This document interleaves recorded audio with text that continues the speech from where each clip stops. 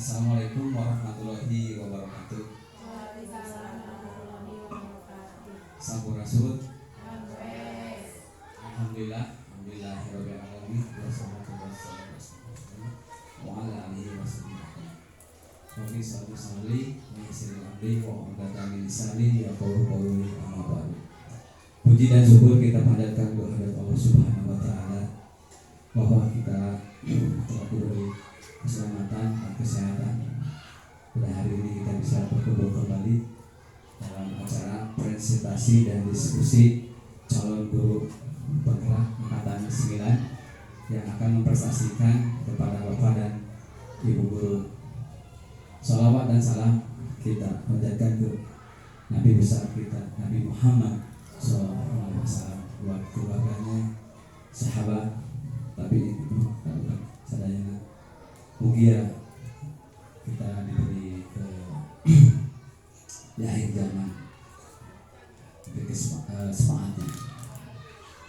Bapak Ibu sebagai hormat dan campur bahasana ya, relax aja. Untuk hari ini saya akan mempresentasikan yaitu budaya positif di sekolah.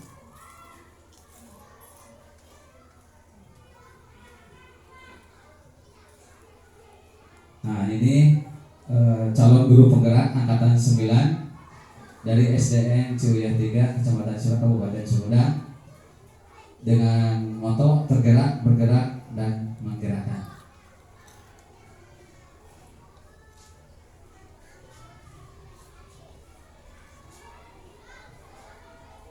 Intinya bahwa yang akan saya presentasikan yaitu budaya positif yang akan dikenalkan di sekolah kita.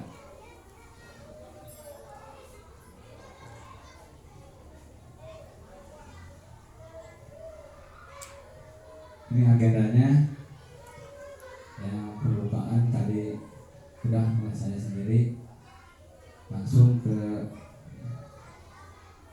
ini di hadir setelahnya di saat ini, tenangkan hati dan pikiran, berdamai sejenak, stres dalam diri untuk hadir serta di ruangan belajar ini.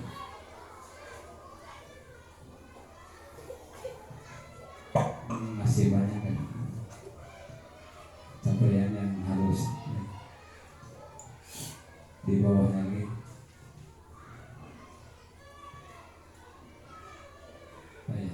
Saya khusus untuk peserta pindah ini.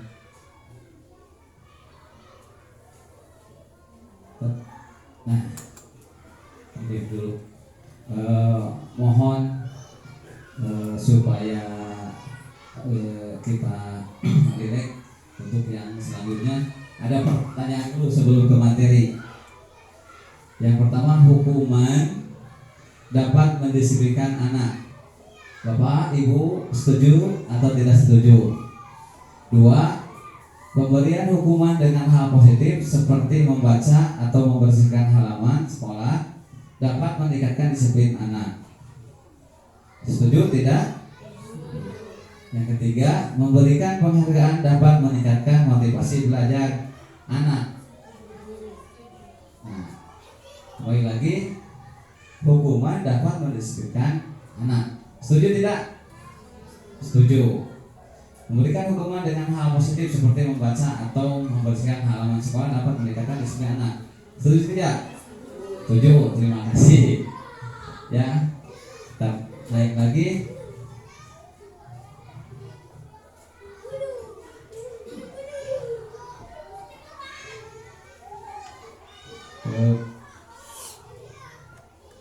Ini perubahan paradigma. Nah, sebelum ke materi yang ini Bapak Ibu, kita harus punya paradigma baru ya, perubahan paradigma. Kita contohkan Ibu A dan Ibu B, Anda adalah teman. Sobeklah secari kertas kecil, tuliskan benda atau sesuatu yang sangat berharga untuk Anda letakkan di satu tangan. Genggam benda suatu tersebut dengan segala daya, buatlah sebuah kepala. Teman Anda B akan mencoba dengan sebuah tenaga dengan berbagai cara untuk meminta Anda memberikan benda tersebut. B membujuk, mengancam, menghardik, merayu, menyuap apa saja agar dapat membuka kepalan tangan. Nah, untuk itu mohon kesediaannya Bapak dan Ibu untuk Ibu aja ya. Iya ya, akrab lah. Siapa yang mau mengepalnya? Ya, Ibu. Siap ya, Bu? Di tempat atau ke depan? Di sana aja lah. Nah, tempat. Itu Ibu Maya ya? Saya menuliskan sesuatu dulu gitu di secari tempat. Gitu. Ya. Boleh lah. Nah, gitu. Tulis dan pertahankan. Oke. Siap? Siap. Oke. Ya, yang ini Ibu Maya ya? Ya. Ibu pegang ininya. Ini contoh ya. Ya silakan Bu, ini pakai ini. Nah. Ibu, itu apa nih di sana, Bu? Sesuatu punya saya ini boleh lihat nggak? Tidak boleh itu punya saya. Ini, tapi pengen lihat, Bu. Isinya apa, Bu? Ini adalah rahasia. Tidak boleh siapapun tahu. Kalau saya kasih roti, mau? Roti. Apa sih? Tapi ini tidak boleh ada yang tahu. Tidak, Neng. Ibu tidak mau roti. Kalau jeruk, 1 jeruk, Bu. Wah, jeruk ya. Tapi tidak ini sesuatu yang sangat rahasia. Oke, Bu, ditambah lagi jadi 2 jeruk. Tidak, tetap tidak. Terakhir. 3 jeruk. 3 jeruk? Iya. Tapi tidak juga. Ini adalah sesuatu yang harus saya pertahankan. 3 jeruk ditambah roti, Bu. Tidak, Neng. Tidak mau. Tambah salad, Bu. Tidak. 2 salad, Bu. Tidak. Makanan apapun Ibu tidak akan berikan ini untuk dilihat. Berarti kalau gitu Ibu gak akan diajak ke kan kita mau ke Pangandaran. Iya. Kalau Ibu gak kasih tahu berarti Ibu gak akan diajak ke Pangandaran. Wow. Tidak diajak? Ya. Gimana ya? Pangandaran kasih tahu. Pangandaran kasih tahu. Tidak. Lebih baik tidak ikut ke Pangandaran daripada ini kasih tahu. Terakhir, Bu, terakhir. Boleh. Nanti saya transfer, Bu. Transfer uang? Iya, Bu, iya. Uang? Gila, Neng. Uang ya? Iya, Bu, yang Bu lumayan, Bu. Kasih tahu ya. Uang. Tidak, Ibu tetap tidak dan Ibu akan tetap pertahankan rahasia ini. Ya udah tuh, Bu. Nyerah ya? Alhamdulillah, berarti Ibu tetap kan? Ya. Terima kasih Ibu-ibu. Berarti Ibu yang memegang sesuatu di tangannya itu teguh pada pendiriannya. Sedangkan yang merayu, meminta sampai memberikan uang berapapun Ibu tidak kasih, berarti tetap pada pendiriannya. Jadi di sini siapa yang memberikan kontrol? Yang memberikan kontrol, yang memegang atau yang meminta? Ibu Bapak? Yang memegang, ya. Nah, ini ilustrasinya perubahan paradigma teori kontrol, teori pilihan, ilusri. Ilusri guru mengontrol murid. Yang tadi kita praktekkan ini ya. Ilusri bahwa kritik dan membuat orang merasa bersalah dapat menguatkan karakter. Ilusri bahwa semua penguatan positif, efek dan bermanfaat. Ilusi bahwa orang dewasa memiliki hak untuk memaksa. Jadi Ibu tadi memaksakan ya. Nah, Ibu ini tetap mempertahankan haknya. Jadi yang punya kontrol yaitu yang memegang ya benar. Nah, ini perubahan paradigma stimulus respon teori kontrol dan atau teori pilihan. Siapa sesungguhnya yang memiliki kontrol? Stimulus respon, teori kontrol dan pilihan. Yang tadi kita mencoba mengubah orang agar berpandangan sama dengan kita. Teori kontrol atau pilihannya, kita berusaha memahami pandangan orang lain tentang dunia. Yang kedua, perilaku buruk dilihat sebagai suatu kesalahan. Teori kontrol, semua perilaku memiliki tujuan. Orang bisa mengontrol saya, hanya Anda yang bisa mengontrol diri Anda sendiri, berarti pada kita. Saya bisa mengontrol orang lain. Teori kontrolnya, Anda tidak bisa mengontrol orang lain. Kebangsaan ada pada saat wujudan gagal. Kolaborasi, teori kontrolnya kolaborasi dan konsen pilihan orang lain. Yang terakhir, mode pikir menang kalah, stimulus respon. Teori kontrolnya mode pikir menang dan menang. Berangkat hoyong menang dan menang. Ini mah stimulus responnya. Sedangkan teori kontrolnya berpikir menang dan menang. Ayo coba. Disiplin positif, teori kontrol, teori pilihan, dokter bilang besok. Ini dokternya bapak ibu ya, saya kenal ya. Anda bisa mengontrol orang lain, hanya Anda yang bisa mengontrol diri Anda. Yang kedua, semua perilaku memiliki tujuan. Model berpikir menang, kolaborasi dan konsensus menciptakan pilihan-pilihan baru. Yang keempat, realis kebutuhan kita berbeda, berusaha memahami pandangan orang lain tentang dunia. Setiap orang memiliki gambaran berbeda. Nah, sekarang ini Anda tidak bisa mengontrol orang lain, hanya Anda yang bisa mengontrol diri Anda. Maka disiplin, belajar kontrol diri dengan menggali potensi kita agar tercapai tujuan mulia, yaitu sesuatu yang menjadi seseorang yang kita inginkan berdasarkan nilai-nilai yang kita hargai. Semua perilaku memiliki tujuan. Teori motivasi untuk menghindari hukuman, untuk mendapatkan imbalan. 3. Untuk menghargai diri sendiri. Ke bawahnya nilai-nilai kebaikan. Model berpikir menang-menang.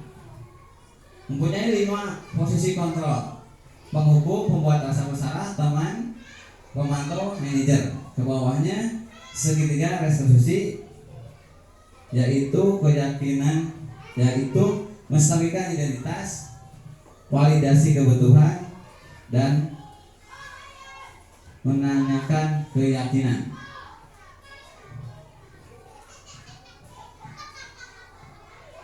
Nah, ini Bapak Ibu, apakah makna disiplin? Yaitu makna disiplin itu berasal dari bahasa Latin, ya, disiplina, yang artinya belajar. Makna asal kata itu berkoneksi dengan disiplin dari murid-murid.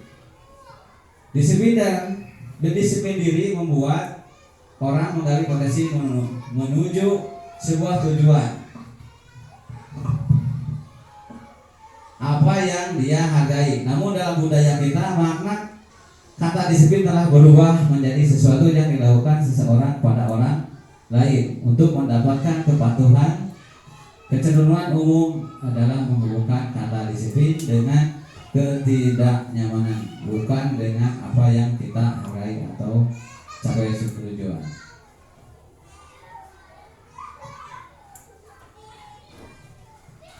Ini nilai-nilai kebajikan universal. Nilai-nilai kebajikan adalah sifat-sifat positif manusia yang merupakan tujuan mulia yang ingin dicapai setiap individu. Nilai tersebut bersifat universal dan lintas bahasa, suku, bangsa, agama maupun latar belakang. Setiap perilaku perbuatan memiliki suatu tujuan. Dr. William Grayson pada teori kontrol 1984 dengan mengaitkan nilai-nilai kebajikan yang dimiliki seorang, maka motivasi intrinsiknya akan terbangun. Kedua, nilai-nilai kebajikan yang ingin dicapai oleh setiap anak Indonesia kita kenal dengan profil belajar Pancasila, yaitu ini Bapak Ibu: beriman, bertakwa kepada Tuhan Yang Maha Esa, dan berakhlak mulia, mandiri, bernalar kritis, kebinekaan global, bergotong royong, kreatif. Lanjut lagi. Ini teori motivasi hukum dan penghargaan restitusi. Teori laku manusia untuk motivasi eksternal lagi. Yang ketiganya motivasi internal, tujuan disiplin. Satu, untuk menghindari ketidaknyamanan atau hukuman apa yang akan terjadi apabila saya tidak melakukannya. Dua, untuk mendapatkan imbalan dari orang lain, institusi, apa yang akan saya dapatkan apabila saya melakukannya.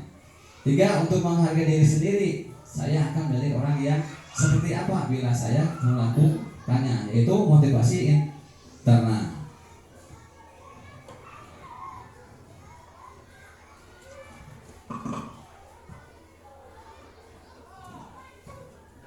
Nah, ini Bapak-bapak, Ibu-ibu, merdeka menurut Ki Hajar Dewantara, yaitu apa, Bu?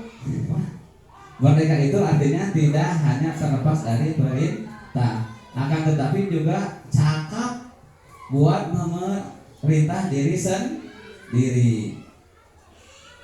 Ki Hajar Dewantara pemikiran konsep ketenaran merdeka catatan terima. Nah, mungkin ada yang tambahan dari Bapak Ibu menurut pendapat lain tentang merdeka itu apa? Mungkin ada, Ibu? Oke, Ibu Eta, Ibu Pina. Menambahkan sedikit, Pak. Ya. Menurut saya untuk mencapai kemerdekaan itu dalam konteks pendidikan saat ini, untuk menciptakan murid yang merdeka dengan syarat utamanya adalah harus ada disiplin yang kuat. Disiplin yang kuat di mana itu timbul atau dari diri sendiri yang memiliki motivasi yang internal. Gitu, Pak. Ya, terima kasih, Bu, tambahannya. Ya, jadi merdeka itu kita bisa juga mendisiplinkan anak atau murid. Tambahannya. Dihukum oleh penghargaan. Nah, ini ya, Bu, bahwa penghargaan berlaku sama dengan hukuman dalam arti meminta atau memujuk seseorang melakukan untuk memenuhi suatu tujuan tertentu dari orang yang meminta, memujuk dorongan eksternal, dan akan ada faktor ketergantungan. Berapa dampak dari pemberian penghargaan? Alfi Hon 1993. Satu, pengaruh jangka pendek dan jangka panjang. Kedua, penghargaan menghukum. Ketiga, penghargaan mengurangi ketepatan. Keempat, penghargaan tidak efektif. Kelima, penghargaan merusak hubungan. Ini yang dimaksud dengan dihukum oleh penghargaan. Ada 5 kategorinya.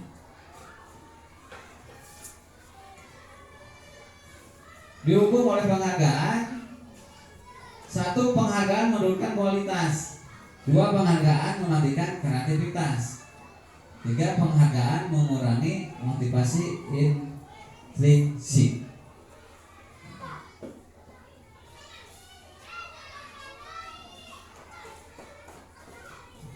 Bentuk program kebajikan apresiasi. Dalam memberikan apresiasi pengakuan perlu diingatkan beberapa hal.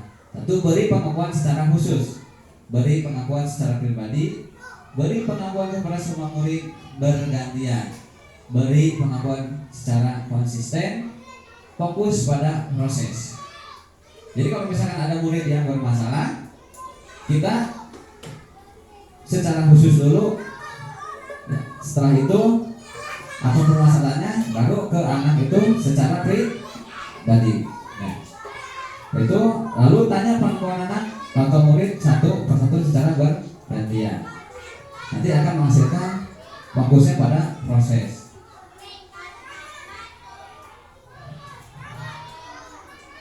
Contoh pengakuan apresiasi kebajikan.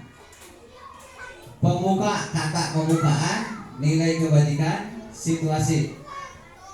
Contohnya begini.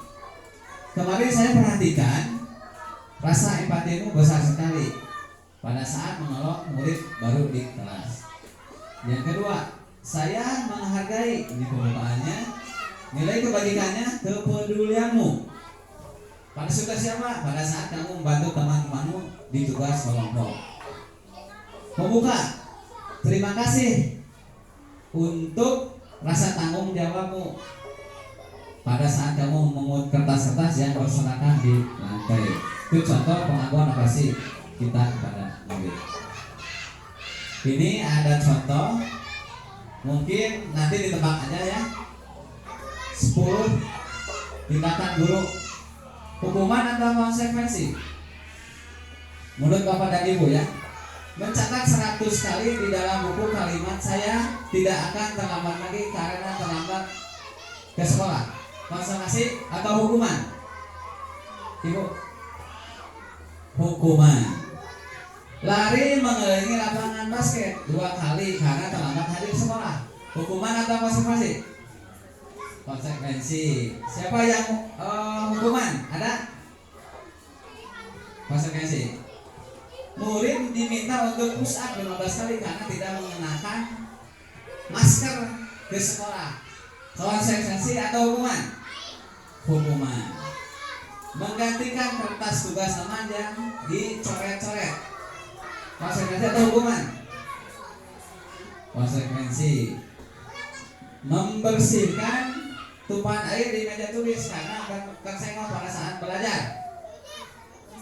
Konsekuensi. Murid disuruh tidak mengenakan sepatu seharian karena mengenakan sepatu hitam. Hukuman. Betul hukuman? Konsekuensi. Boleh, nanti ada ya. Sekarang tulis dulu yang hukuman. Lari mengelilingi lapangan basket 2 kali karena terlambat 10 menit untuk pelajaran PJOK. Konsekuensi. Oke. Kita akan lihat di bawah jawabannya ya Pak Haji. Jawabannya di bawah nih. Nah, mencatat 1 seri dalam buku kalimat saya tidak akan terlambat lagi karena terlambat ke sekolah. Hukum. Nah, jadi hukuman. Lari mengelilingi lapangan basket 2 kali karena terlambat hadir di sekolah. Hukuman. Murid diminta untuk push up 15 kali karena tidak menggunakan masker ke sekolah. Hukuman. Menggantikan kertas tugas teman yang telah dicoret. Konsekuensi. Ya ini kalian pada waktu belajar. Kalau tidak waktu belajar pasti dihukum karena konsekuensinya. Jadi harus menggantikannya. Membersihkan tumpahan air di meja tulis karena tersenggol pada saat belajar. Konsekuensi karena pada waktu belajar. Murid disuruh mengenakan sepatu dan di sekolah karena tidak mengenakan sepatu. Nih hukuman. Ini juga yang terakhir, lari lagi lapangan basket karena terlambat 10 menit untuk pelajaran PJOK. Konsekuensi karena pada waktu belajar. Ya tidak hukum, tapi konsekuensinya karena kamu terlambat pada waktu belajar.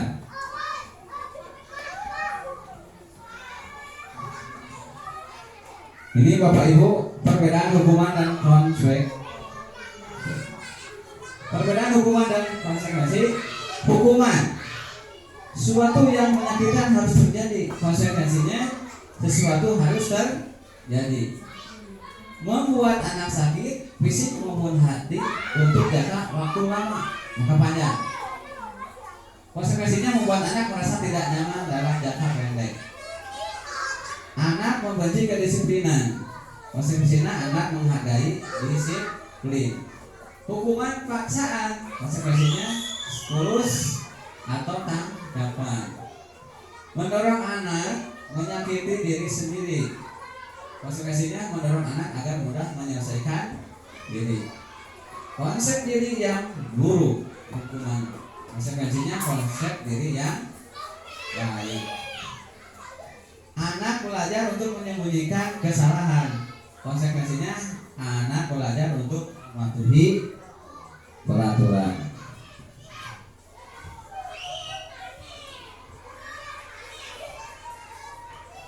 Kita ke restitusi. Apa itu restitusi?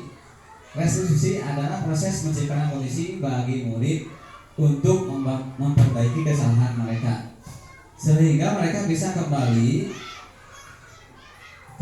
mereka bisa kembali kepada kelompok mereka dengan karakter yang lebih kuat. Restitusi juga merupakan proses kolaboratif yang mengajarkan murid untuk mencari solusi masalah mereka dan membantu murid berpikir tenang.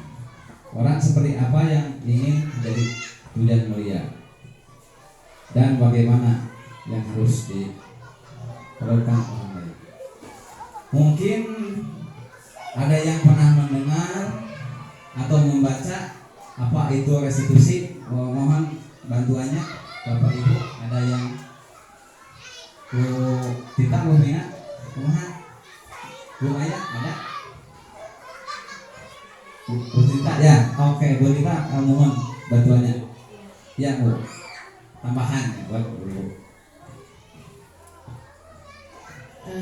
Restitusi adalah suatu proses dialog yang dijalankan oleh guru atau orang tua agar dapat ya, bukan Pak.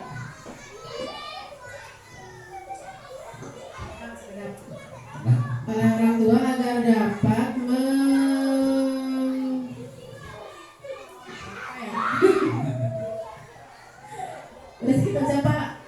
artinya ya, dan restitusi adalah suatu proses dialog yang dijalankan oleh orang tua atau guru agar murid dapat mandiri dan bertanggung jawab ya, sehingga penanaman nilai-nilai dapat berkembang menjadi sebuah kebiasaan.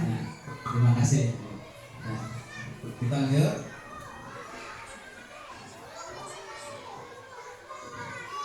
Ini hukuman identitas gagal dan identitas sukses. Hukuman, disiplin, konsekuensi, restitusinya. Sesuatu yang menyakitkan harus terjadi, konsekuensinya sesuatu harus terjadi, restitusinya. Restitusi merupakan pilihan. Tidak nyaman untuk murid anak untuk jangka waktu panjang, konsekuensinya tidak nyaman untuk murid anak untuk jangka waktu pendek. Restitusi menguatkan untuk murid atau anak dalam jangka panjang. Korban mendapat keadilan hukumannya, konsekuensinya korban bisa diabaikan. Restitusi, korban mendapatkan ganti. Murid atau anak tersakiti, hukuman, konsekuensinya murid anak dibuat tidak nyaman. Restitusi, murid anak mendapatkan penguatan. Perilaku pasif agresif meningkat, penguat, konsekuensinya penguatan hanya bertahan dalam waktu yang pendek. Restitusinya masalah terpecahkan.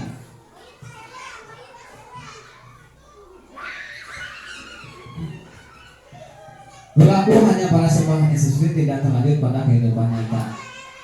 Konsekuensinya membantu penerapan mengikuti peraturan dalam masyarakat. Restitusi fokus pada pemecahan masalah dan jangka waktu panjang. Ini hukumannya, peraturannya adalah kamu harus. Konsekuensinya apa peraturannya? Mampukah kamu melakukannya? Terima kasih. Restitusi, apa yang kamu yakini, apa yang bisa kamu lakukan untuk memperbaiki masalah ini. Murid atau anak membenci peraturan. Konsekuensinya murid anak menghormati peraturan. Restitusinya murid anak menghormati dirinya dan orang lain. Kalau hukuman negatif, kalau konsekuensi netral, restitusi positif. Itu ya Bapak Ibu. 9 ciri restitusi. Bukan untuk menembus kesalahan, namun untuk belajar dari kesalahan. 2. Memperbaiki hubungan. 3. Tawaran, bukan paksaan. 4. Restitusi menuntun untuk melihat ke dalam diri. 5. Restitusi mencari kebutuhan dasar yang mendasari tindakan. Restitusi diri adalah cara yang paling baik. Restitusi untuk fokus pada karakter bukan tindakan. Restitusi fokus pada solusi. 9. Restitusi mengembalikan murid yang berbuat salah pada kelompoknya.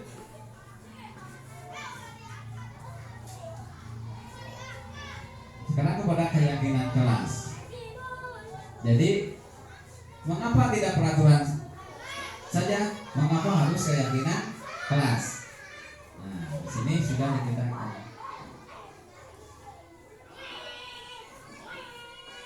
Mengapa kita melalui peraturan harus menggunakan helm bila mengendari kendaraan roda 2?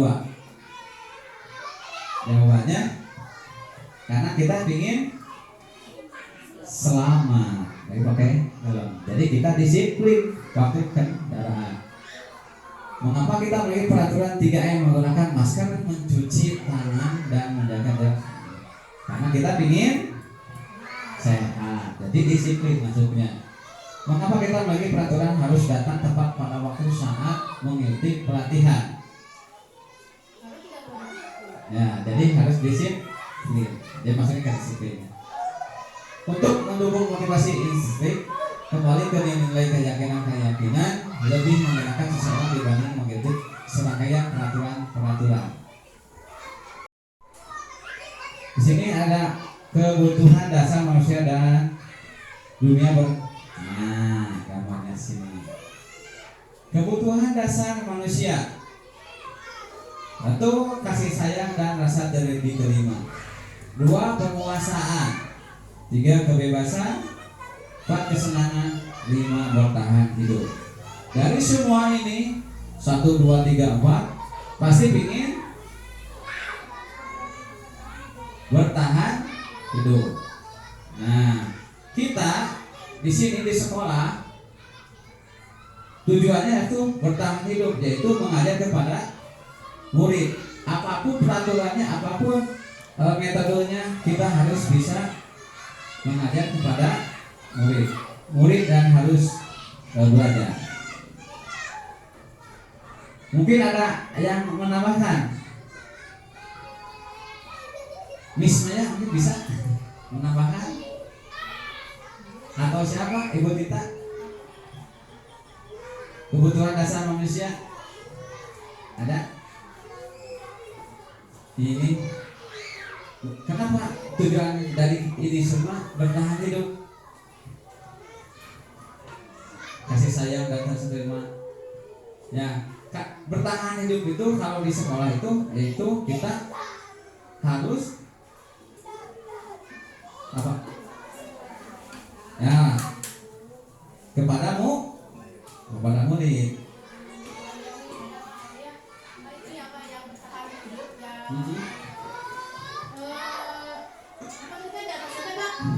Coba kebutuhan dasar manusia ya. Kebutuhan dasar manusia. Iya. Jadi semua yang kita lakukan adalah usaha terbaik kita untuk mendapatkan apa yang kita inginkan. Ketika kita mendapatkan apa yang kita inginkan, sebetulnya saat itu kita sedang memenuhi satu atau lebih dari satu kebutuhan dasar kita, yaitu kebutuhan untuk bertahan hidup. Ya betul Bu. Terima kasih Bu. Kita lanjut ya. 5 posisi kontrol. Ini ada 5 posisi kontrol kita di sekolah. 1. Motivasi ya. Guru berbuat, guru berkata. Identitas gagal, kontrol dari luar, menghindari hukuman. Penghukum, pembuat rasa bersalah. Identitas berhasil, sukses, mengharapkan imbalan atau ketenangan pada orang lain. Teman, pemantau. Identitas berhasil, sukses, kontrol diri, menghargai diri sendiri, yaitu manajer. Ya. Hukum, pembuat rasa bersalah, teman, pemantau. Ya. Penghukum, guru berbuat, menghadik, menunjuk-nunjuk, menyakiti, menyindir. Pembuat rasa bersalah, berceramah dan menyatakan seharusnya ya, ibu itu kecewa kepada kamu. Terus sebagai teman, guru berbuat, membuat alasan-alasan untuk muridnya. Sebagai pemantau, guru menghitung dan mengukur. Sebagai manajer, mengajukan pertanyaan. Yang kedua, guru berkata, kalau kamu penghukum, kalau kamu tidak melakukannya, awas ya, rasakan itu hukuman.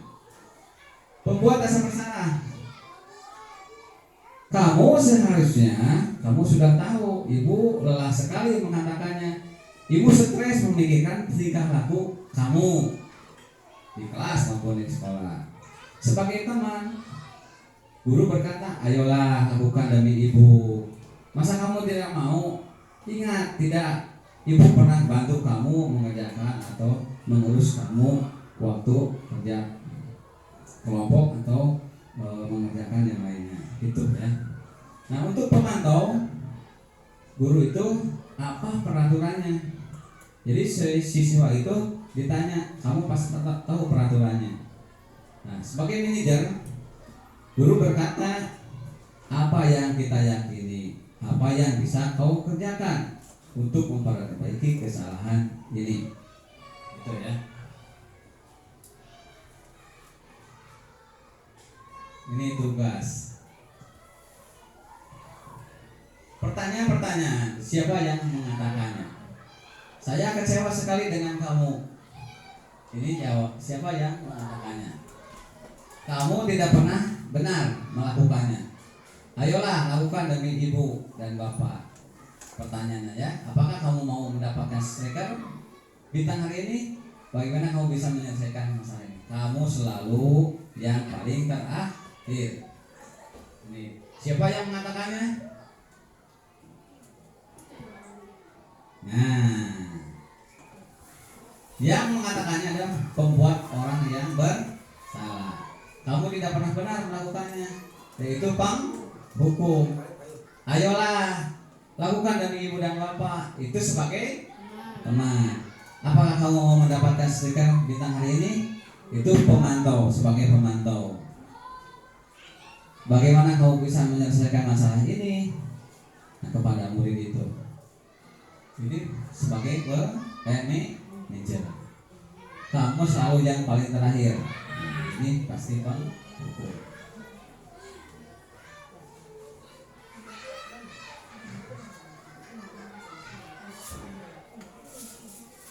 Bergerak antara peraturan pemantau konsekuensi atau hadiah, manajer mengajar memperbaikinya. Kalau kamu tidak berbuat, saya akan diberi konsekuensi untuk membuat tidak nyaman. Apa yang kamu yakini? Bagaimana membagi masalah ini? Nah, jadi dulu yang Bapak memperbaikinya, kita berbuat dapat apa yang kita butuhkan. Oh iya mah di siuran dia teh membuat tidak nyaman. Segitiga restitusi ya, ini. Validasi kebutuhan, menanyakan keyakinan. 3. Menstabilkan identitas.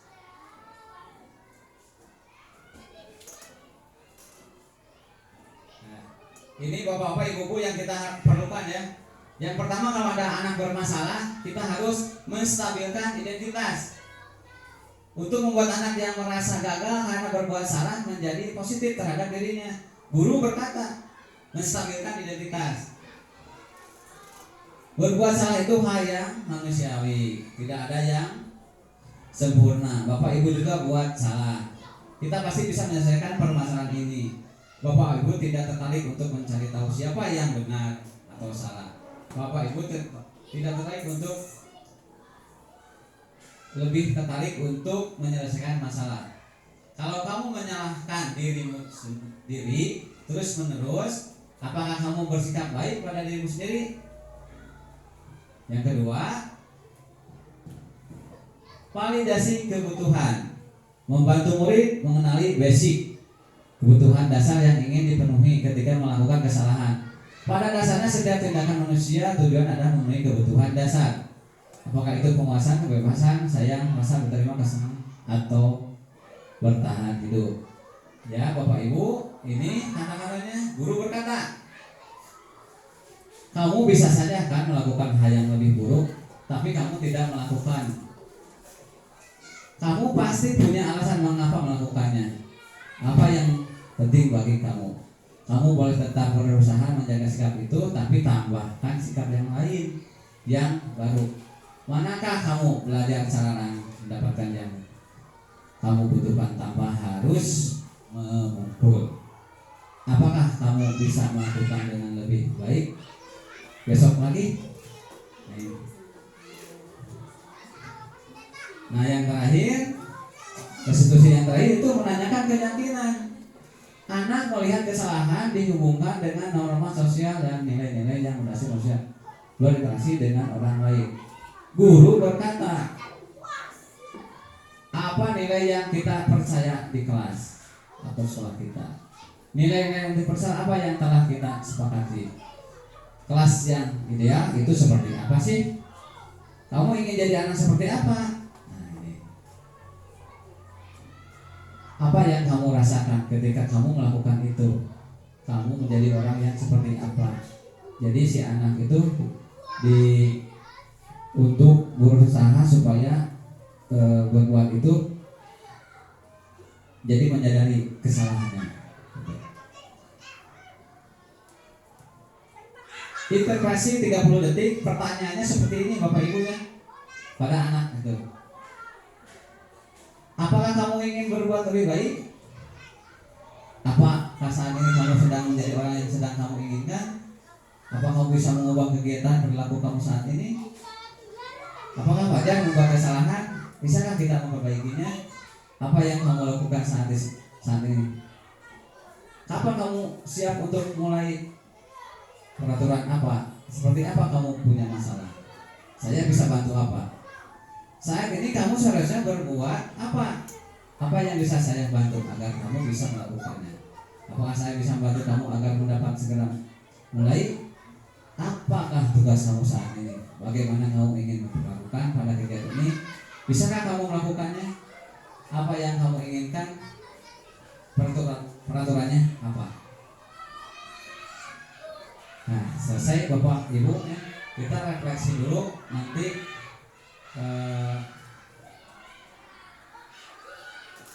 apa yang akan saya tadi tunjukkan kepada Bapak dan Ibu nanti baik dan kekurangannya, baik kelebihan dan kekurangannya, ini hal baru apa yang membuat peringat saya yang saya dapatkan. Perasaan apa yang muncul selama mengikuti sesi ini, khususnya mengenai makna disiplin dan motivasi intrinsik.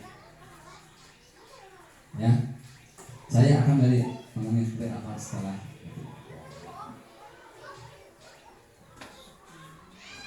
Sudah. Sekian dan terima kasih. Bapak-bapak, ibu-ibu, mohon maaf mengganggu waktunya pada saat istirahat ini. Seharusnya bapak dan ibu itu makan, minum, ya. Saya ganggu untuk mengikuti presentasi ini. Mudah-mudahan ilmu yang saya terima waktu belajar di CGP di modul 1 sampai modul 1.1 sampai 1.4 mudah-mudahan bermanfaat bagi kita semua. Assalamualaikum warahmatullahi wabarakatuh.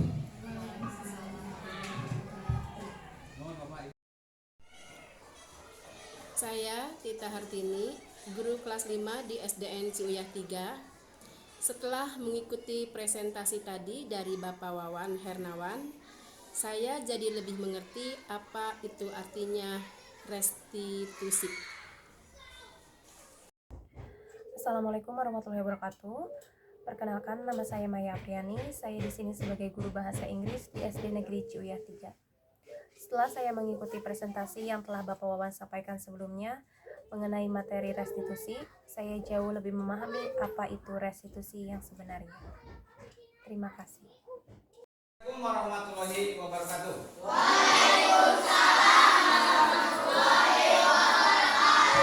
Selamat pagi. Apa kabar? Sehat?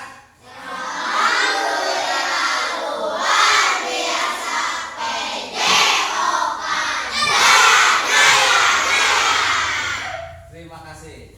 Sebelumnya kalian nanti sebelum Bapak ke pembelajaran, Bapak akan meyakinkan dulu kepada kalian untuk keyakinan kelas. Ya.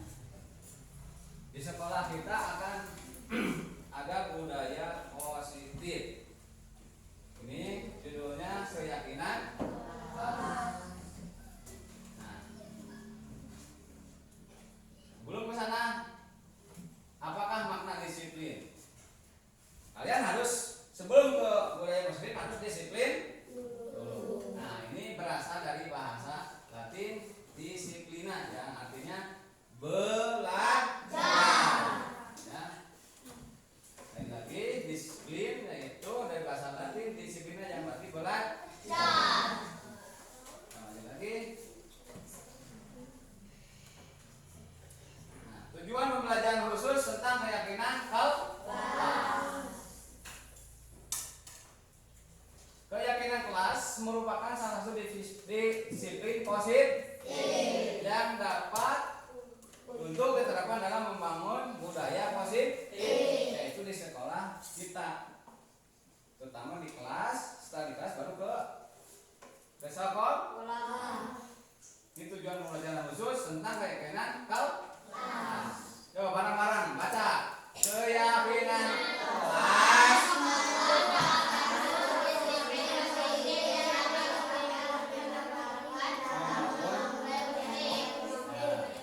Lanjut ya. Nah, ini prosedur pembentukan keyakinan sekolah atau kelas. Keyakinan kelas 5, yaitu di kelas ini, kelas 5. 1. Selalu menciptakan budaya positif. 2. Saling menghormati, menghargai, menyayangi. Menyayangi sama siapa? Sama orang lain atau teman. Memiliki jiwa gotong berkomitmen terhadap tugas yang diberikan, disiplin dalam segala hal. Ini yang akan kita bentuk.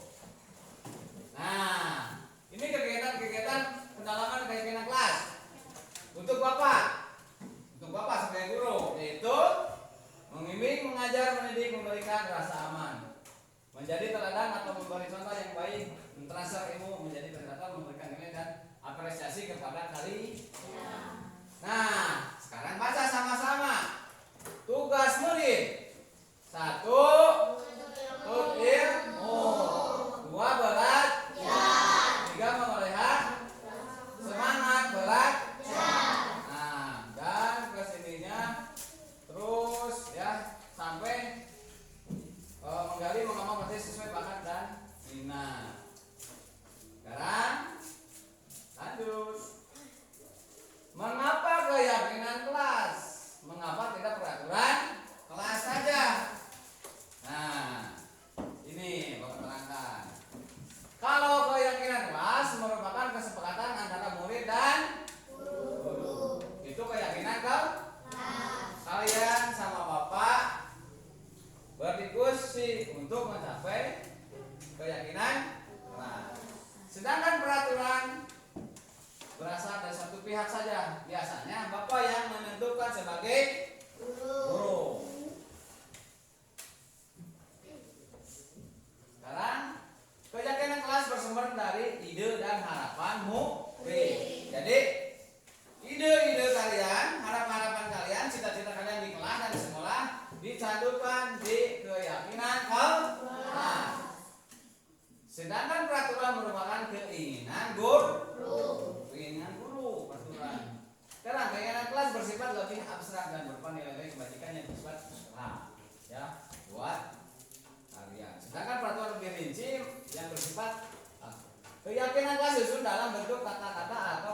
positif.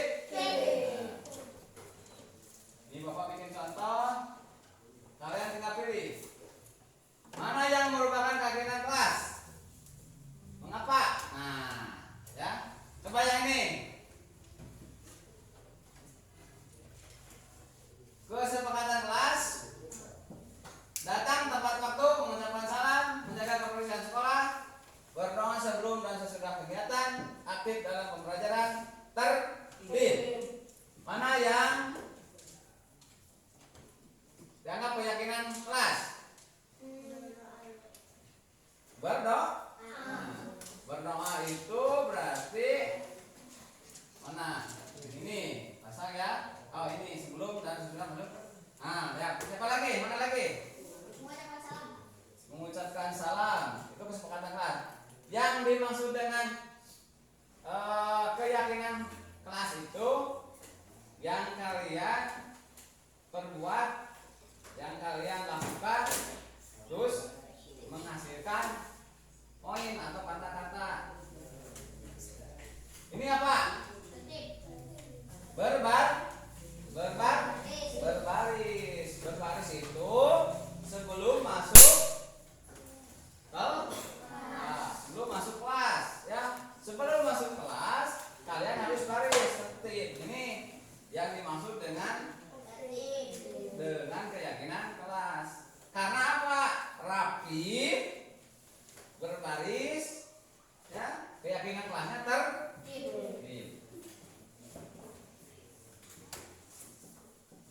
Kegiatan pendalaman keyakinan kelas sampai. Nah, ini coba ya. Sebelum Bapak terangkan, coba kalian jawab dulu. Selalu mengembalikan buku ke tempatnya. Apa jawabannya? Keyakinan kelasnya? Hah? Acung? Ya. Tertib. Dilarang mengganggu orang lain. Keyakinan kelasnya?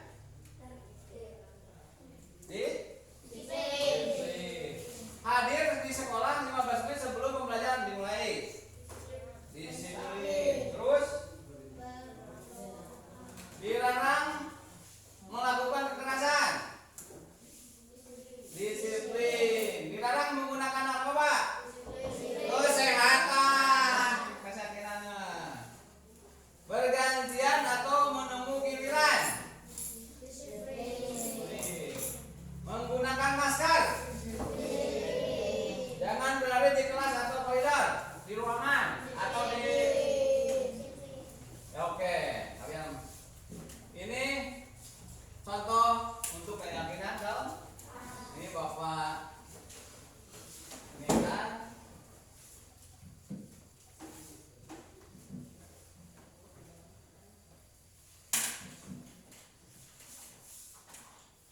Ya.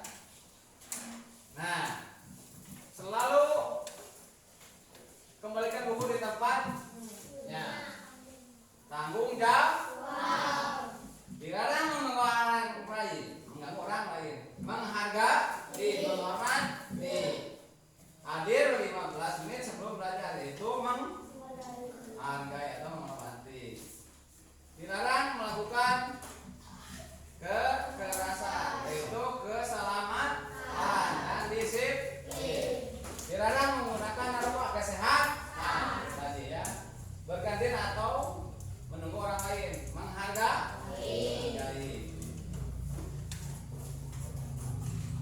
Ini menggunakan masker, yaitu kesehatan ya. Jangan berlari di kelas atau koridor, itu kesehatan. Oke. Sekarang kita bikin keyakinan kelas. Ya. Ini Bapak bikin ini, kalian bikin keyakinan kelasnya. Nanti Bapak kasih ini kertas ya, kalian ditulis. Ya.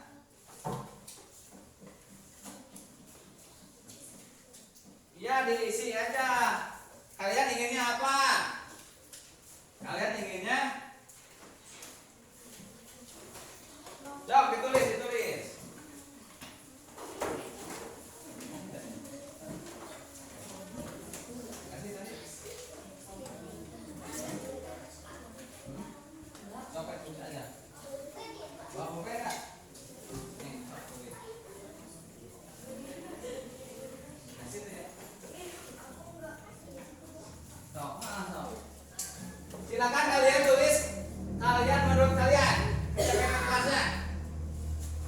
Selalu bersifat positif. Apa? Tulis oleh kalian. Sekarang senantiasa menjadi diri terbaik. Keyakinan kalian menurut kalian apa? Hadir di sekolah 15 menit sebelum pembelajaran dimulai. Ya, menurut kalian keyakinan kalian apa? Nih. Sampai mengucapkan salam masuk sekolah. Bapak kasih waktu 3 menit. Silakan. Yang sudah tempel di sini ya. Yang sudah tempel di sini. Yang sudah menjawab.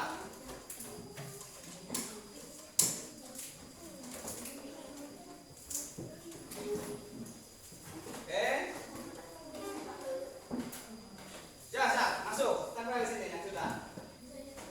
Nah, tempel. Nah.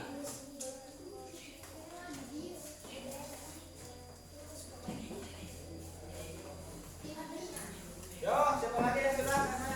Nih. Ya.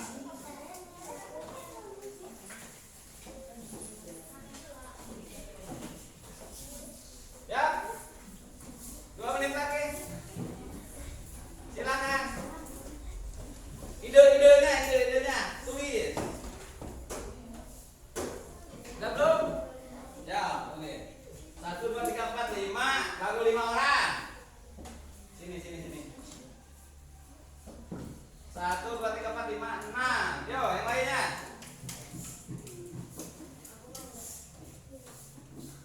Siapa lagi?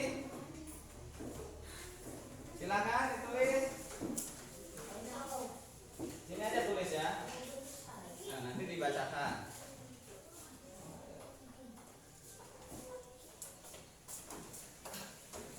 Oke.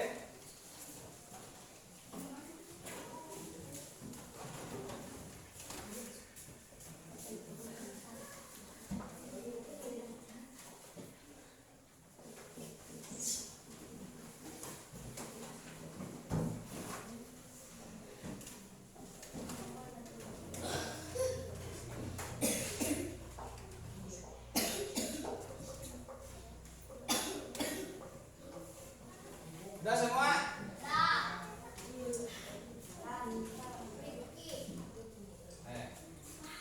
Menurut kalian ini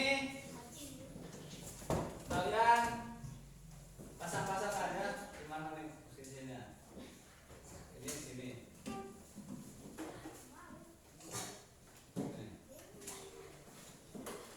Oke. Kalau gitu tidak berbicara pada waktu belajar, hadir sekolah 15 menit sebelum belajar dimulai. Setiap anggota kelas perlu merasakan aman, senantiasa menjadi diri terbaik, berkomitmen terhadap setiap tugas, membuang sampah pada tempatnya. Tidak berbicara pada waktu belajar, senantiasa membantu menghindari kekerasan. Ini apa ini? Setiap hari Senin memakai seragam putih-putih. Dilarang melakukan kekerasan. Oh, siap. Kita lihat sini. Yang tadi kalian tulis, ya. Nah, sini ya. Keyakinan kelasnya. Yang pertama yaitu bertanggung jawab, menghormati orang. Yang kedua itu apa? Yang menjadi terbaik nih. Disiplin, percaya diri.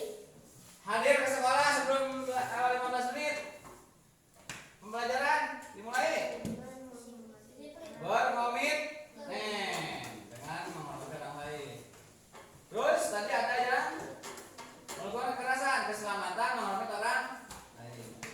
Ini melaksanakan tugas, berkomitmen dan disiplin. Ini apa ini ya? Oh ya, senantiasa membantu. Tadi ayat, yaitu kasih sayang, menghormati orang lain. Setiap hari Senin pakai seragam putih-putih, berkomitmen, disiplin. Setiap awal merasa aman, berarti belajar aman harus belajar di sekolah harus aman. Nah, kalian yaitu keamanan dan keselamatan keyakinan kelasnya. Membuang sampah pada tempatnya. Disiplin.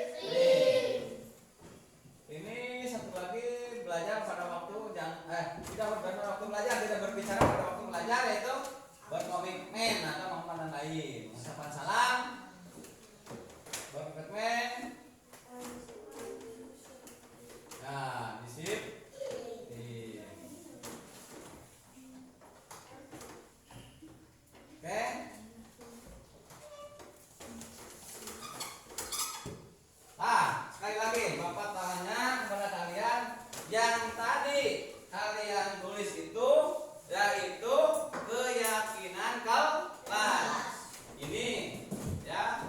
Wih. Nanti akan disepakati antara kalian dengan kalian sebagai murid, Bapak sebagai murid sepakati yang pasti menguntungkan buat murid ya. Peraturan ini keyakinan kelas harus menguntungkan murid itu kalian, jangan sampai merugikan. Nah, nanti kita sepakati ya pada waktu nanti pelajaran Bapak ya, pelajaran Bapak kalian nanti ini keyakinan kelasnya ya, paham ya? Nah, Bapak tanya lagi, keyakinan kelasnya yang positif, yang budaya positif yang telah kalian laksanakan di sekolah kita apa? Satu, apa? Nih lihat, dengan sholat, keberhasilan peserta didik dengan kebiasaan yang telah dilaksanakan dengan budaya positif, yaitu melaksanakan sholat duha ya setiap hari Jumat. Terus apa lagi? Jumat bersih. Lanjut dengan Sabtu sehat. Nah, terbiasa dengan mendapat keyakinan kelas yang telah disepakati bersama, yaitu di sini memakai pakaian putih-putih pada hari Senin. Nah, cantuman itu mengucapkan salam sebelum masuk ke ada di sana tadi. Berdoa sebelum mulai pembelajaran. Ada di sana. Jadi keyakinan kelasnya sudah ditentukan oleh kalian ya. Tinggal kita praktek dan di sehari-hari. Nah, ada yang ditanyakan? Nah, mengapa keyakinan kelas? Mengapa tidak peraturan kelas? Kembali lagi yang tadi bahwa kalian itu nih sumber dari ide dan harapanmu murid. Jadi keyakinan kelas harus bersumber dari ide dan harapan murid. Nah, sepati antara murid dan guru. Itu aja ya. Paham semua? Terima kasih. Kita nanti laksanakan, kerjakan di dalam kehidupan sehari-hari di sekolah. Assalamualaikum warahmatullahi wabarakatuh. Waalaikumsalam warahmatullahi wabarakatuh. Silakan.